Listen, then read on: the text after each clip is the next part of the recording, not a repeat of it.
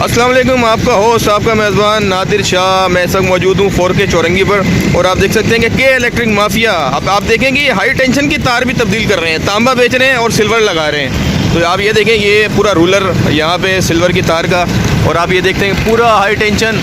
ये आप देख रहे हैं जो आपको चमकता हुआ नज़र आ रहा है, ये सारा जो है इन्होंने तांबा खोल लिया है और सिल्वर लगा दिया जी। तो ये आप अंदाज़ा लगाएं कितना बड़ा माफिया है। वल्लाह आलम जी, इंडियन रॉ एजेंसी का ये इदारा है या किसी इसराइली कोई इदारा है ये, जो जिसने जो कराची पे जुल्म ढाए हुए।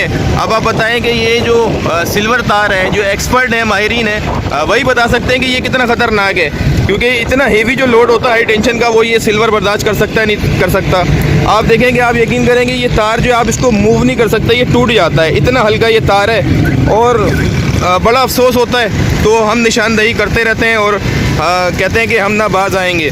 तो जी बिल्कुल बाज नहीं आएंगे, निशानदही करते रहेंगे और अपने लोगों को जो है वो हकीकत और सच दिखाते रहेंगे। ये है जी 4K चौरंगी, ये है के इलेक्ट्रिक माफिया, ये है कराची।